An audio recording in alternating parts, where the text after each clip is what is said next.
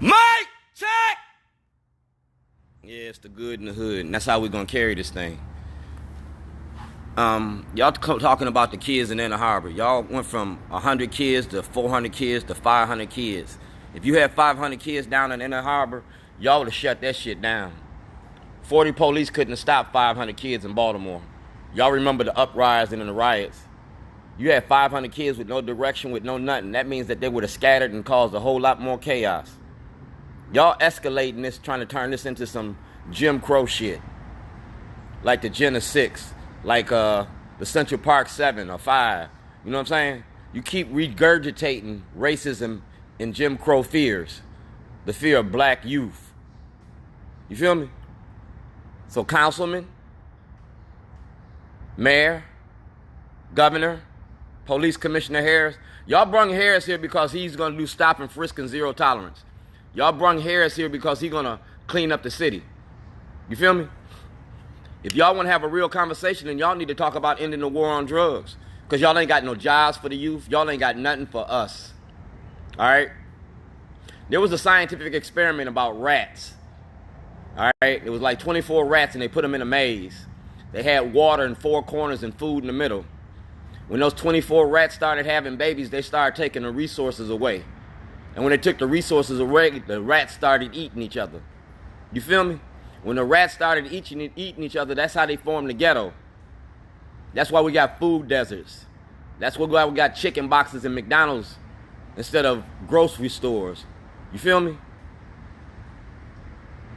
So like I said, stop using racism in your reporting. We're going to talk about Commissioner Harris and his ties to the prison industry, because the last one, Fitzgerald, the one that they said was before Harrison, he just got jammed up for some shit. Now Harrison, Vaeth, Fitzgerald, Commissioner Davis, they come from an elite group of police officers. You understand? It's like picking them.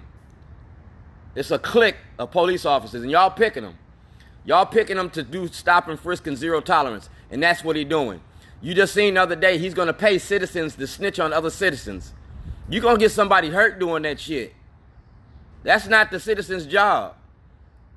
You want to stop the violence in the war on drugs, then ain't nobody got to snitch on nobody. But you want to keep regurgitating this fear and this bullshit. Let me tell you a little something about me. I turned in guns and drugs to the police to end the war on drugs. The state of Illinois versus Dwayne Davis, 1986, 3-3-86. All right? Because y'all been perpetuating this war on drugs for over 50 years, and all it is a war on the black community. You brung Harris here because he comes from Louisiana. Louisiana has the biggest prison industry in America. And the state of Maryland has an investment portfolio in the prison industry. So all you did is bring an overseer here to Baltimore. That's all he is an overseer. He gonna lock up black people. He ain't gonna mess with no white people. He ain't gonna lock up white criminals. He gonna lock up black people and make Baltimore safe. And he gonna start with our youth. You feel me? And if you got a problem with anything that I'm saying, check me. Pull my card, because when I see you, mic check! Everywhere I go, I don't need 1 million people to march. I need 1 million people to pay attention. And when they pay attention, I'm going to teach them some shit. This is the United States Constitution. And we got rights under the Constitution if we are free black men in America. You feel me? And I'm going to show you how to use the Constitution. Freedom of speech. All right? You reading that? To petition our government. To petition. That means that I can get access to the grand jury. You feel me? I got a freedom to access the courts. I got a freedom to protest. I got a freedom to shut shit down. And I shut shit down. We're going to talk about defending yourself in court.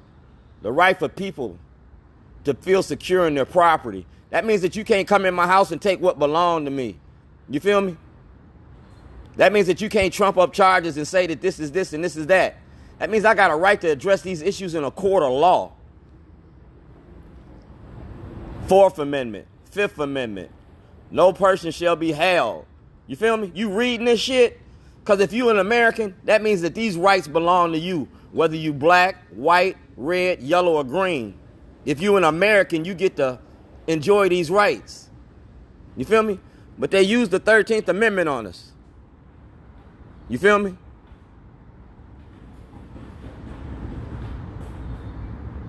Cruel and unusual punishment, the 8th Amendment. That's the bail bondsman. That's your court. That's when you hold black people for months and years until they plead guilty, till they plead out.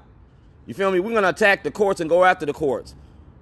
Number 6, criminal prosecution. I got a right to face my accusers. You charge me with terrorism. And all I did is put a toilet in front of the courthouse. I terrorized you with the truth. The illegal war on drugs. I was shitting on you. And I used the Constitution to do it. See that? Judicial power of the United States. It's called checks and balances. No part of the government is stronger than the other.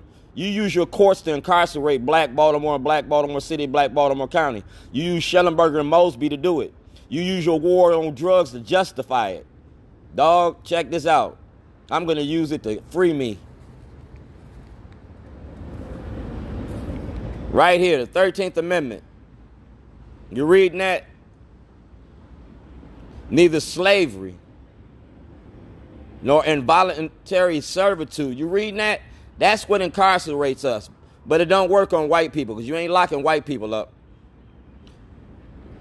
You ain't locking white people up for the same crimes. When you had Prohibition, you was killing little white kids in drive-bys, St. Valentine's Day Massacre. You was killing little white kids and all that shit. So you ended Prohibition to save white people's lives. Well, end the war on drugs to save black people's lives because all you're doing is locking us up. You ain't giving us no jobs. You ain't giving us no justice.